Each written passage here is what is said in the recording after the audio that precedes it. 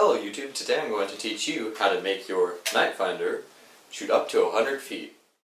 For this mod, you are going to need a Phillips head screwdriver, a knife, pliers, hacksaw, half-inch CPVC coupler, 3 inches of half-inch PVC, and a hot glue gun. You're going to want to start with unscrewing all the screws on your blaster and putting them in something like a red cup.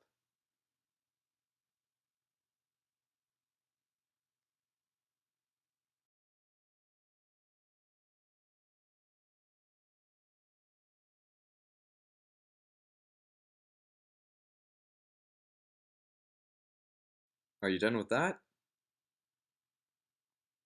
Awesome. Now we're going to unscrew the bottom black cap of the blaster. This will allow you to not only open up the blaster, but also to get the batteries out before you open up the blaster.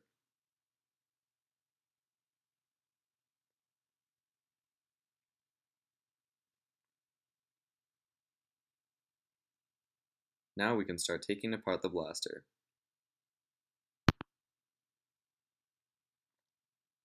You can put the shell off over to the side. And move these little things that hold the darts off over to the side too, because you don't need those in your way.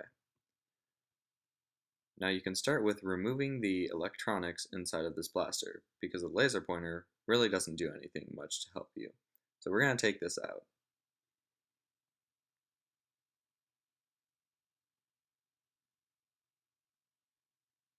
You may notice a small metal square that comes out. Right now I'm looking for the spot that this square goes in, and I found it. So this square is what the screw on the bottom black cap screws into. So if this comes out of your blaster like it did on mine, you're going to want to put it back into that slot at the bottom of the handle of the blaster. Or you may just want to put it in the bucket of screws so that you don't lose it.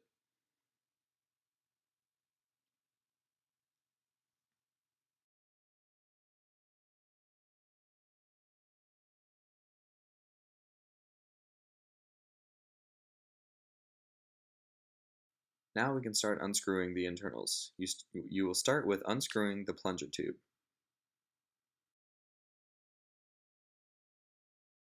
After you've unscrewed it, you can set the plunger rod with the O-rings catch and spring off to the side. We'll get to that part later. Now we have the plunger tube with the air restrictor and the barrel. For right now, you can take off the barrel with the air restrictor because we really don't need that, because we will be replacing the barrel with our own. You'll see a spring that comes out with another piece. You can just take that out because you don't need it. Now what you're going to want to do next is take out that other little piece that's inside there. For this, you may want to do it with a pair of pliers. Try to be careful because this piece is going to be needed without much damage to it. So it just comes easy out like that. And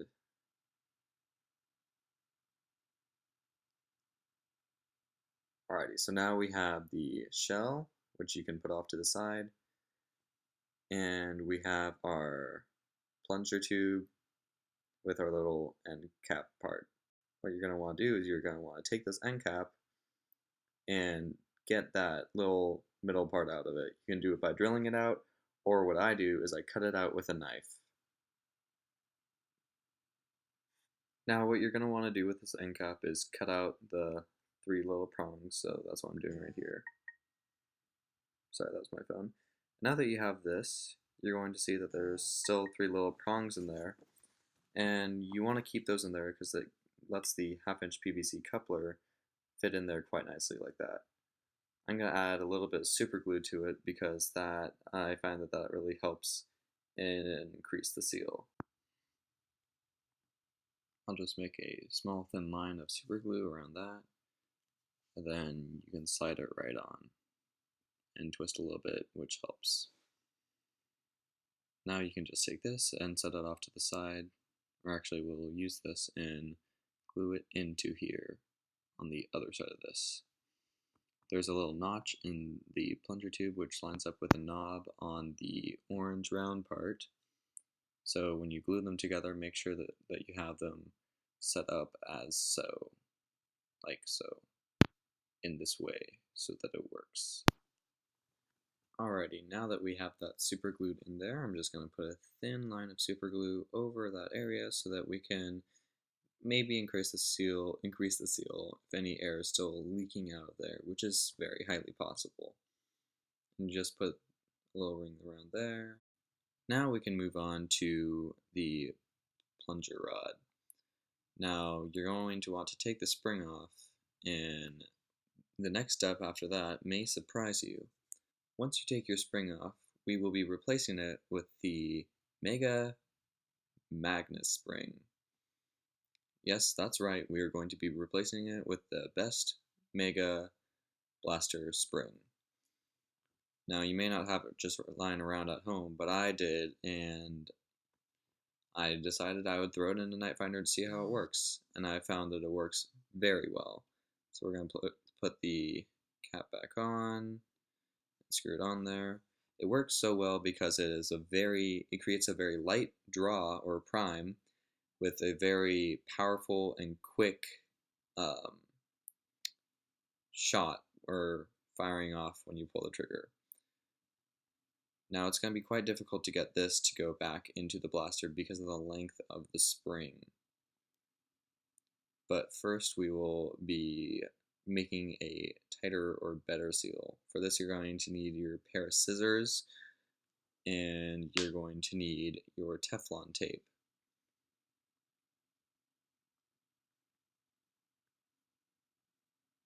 What you will do is you will unroll about 3 or 4 inches of Teflon tape and then cut it.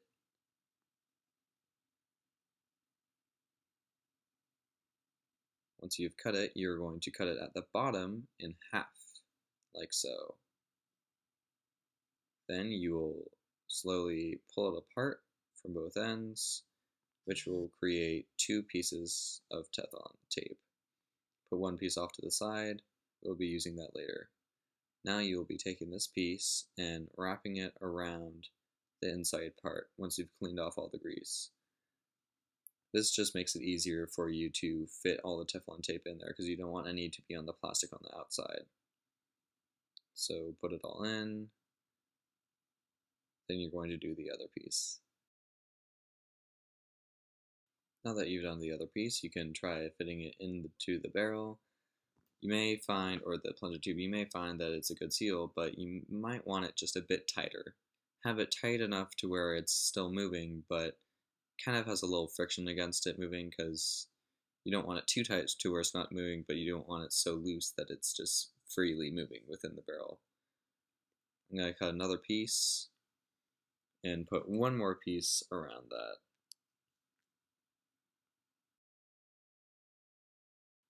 Now that you got that piece wrapped around, you can put the other O-ring on, and we're going to do a magic trick now after you see if it fits inside the barrel. I got some super glue on the table. So yes, it has a lovely fit inside the barrel. So now we will be adding a piece of Teflon tape.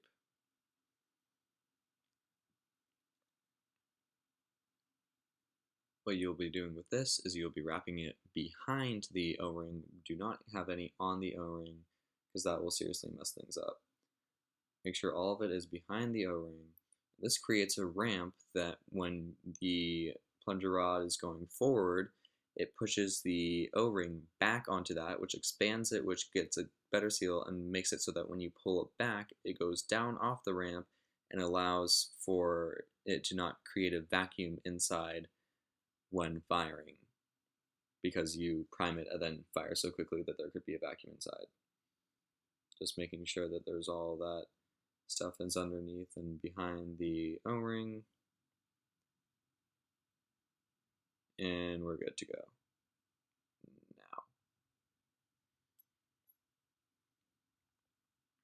Now we can attempt to put it into the blaster. Oh, actually no. First we will lubricate it. So I'm going to use white lithium grease.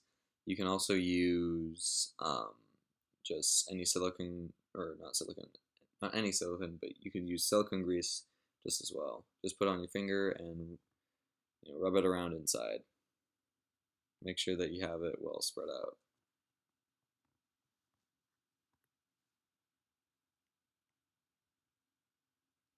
Now you can wipe it on the plunger tube, maybe get some more and put some more around.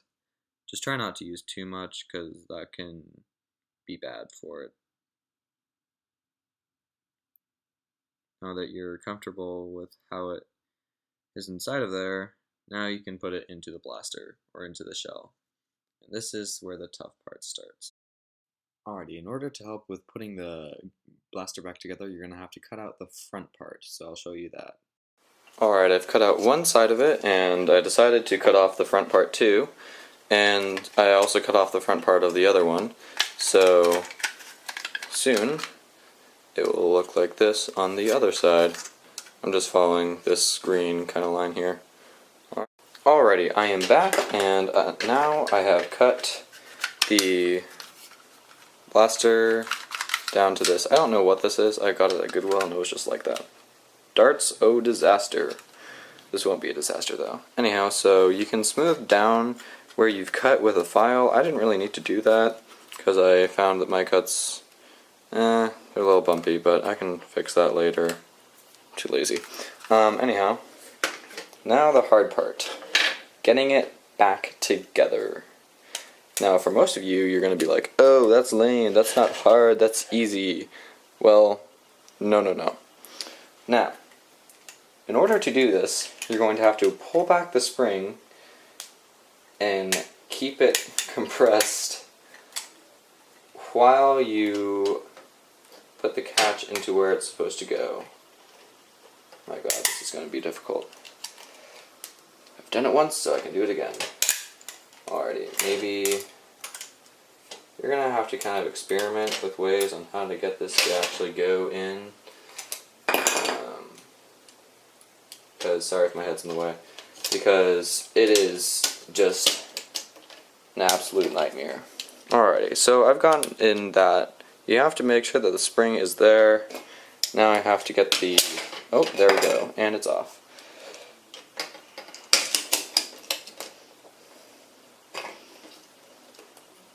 Now I have to get the plunger tube on.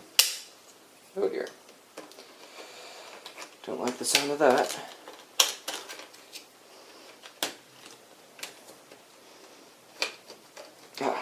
Okay, now, oh my goodness, I forgot to cut something out. Hold on. Alrighty, I'm back. The part I forgot to cut out was right here. So, with no further ado, I'm going to put this back together yet again. I'm going to pull the spring down, put the catch into place. I found that the easiest method is to do it without the plunger tube on, which I had never tried the first time I put it back together. So, also might be nice to have a second set of hands with you, like a friend or someone. Alrighty, now you're going to want to hold that into place while you put the screws in. Alrighty, so once you, oh dear, I forgot to put the catch spring in. This should be fun.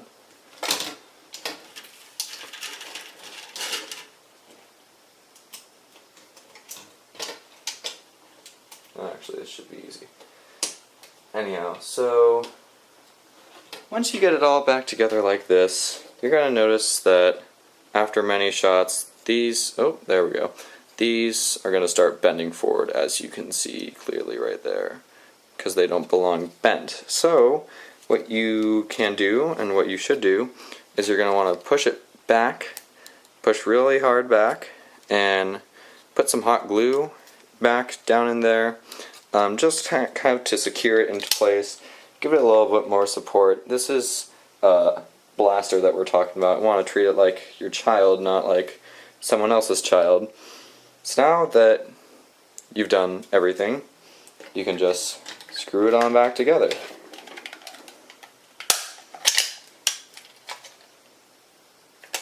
While you have that hot glue gun out, what you can do is you can take the inserts that were right here, and you can take them apart like this, actually.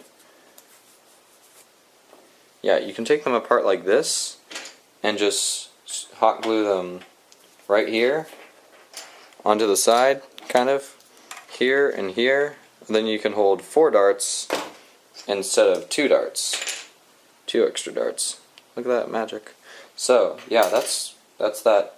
Then all you have to do is take your barrel, which is about 3 inches, 3.5 inches long, minus some crap on it, put it on there, and you're good to go. Now, the reason you may want to have the magnet spring is because, or the reason not just any spring would work better, is because with the magnet spring, you're going to have a very easy, hold on, a very nice and easy draw, and have a lot of power coming out of it. This is the only spring that I have found works like this. Just lots and lots of power that you can kind of hear it coming out. And also with your little magical touch that I did, it makes it so that it doesn't vacuum load. Sorry about that, my camera kind of shut off in the middle of videotaping, and during that, while I was charging it, I put on the little thingy. Anyhow, the reason I really don't like vacuum loading, that's new, the reason I don't really like vacuum loading is because sometimes when you prime it, and if you prime it and then you fire it right away, there can still be a vacuum within the plunger tube. And I found that when there is a vacuum inside the plunger tube, when you fire, there's not as much volume of air inside of it to push the dart out, and so the dart will not go as far or not go as fast or whatnot. But with this, it's very good. Also, I forgot to screw on the bottom because, yeah, I forgot to screw on the bottom. Anyhow, this is now a very easy to prime blaster.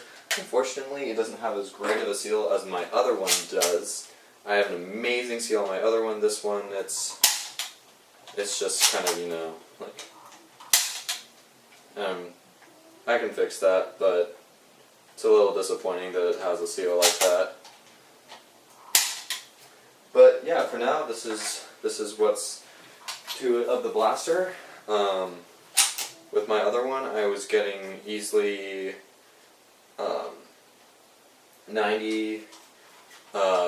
95 feet flat, and then up to 110, whatnot, angled. I use Koosh darts because I find they travel a lot straighter and they're typically more accurate. And they work just as well as elite darts, and even better. Well, thank you for watching. I'll have more review or tutorial guides. How do I get this on? There we go. I'll have more tutorial guides in the future. I'm hoping to upload them a lot more than I have before. My first tutorial was absolutely horrible. Hopefully this one's a little bit better. So, maybe in the future you'll see my Retaliator or my Strife. But until then, thank you for watching. This has been another ArtAxes Board video. Bye.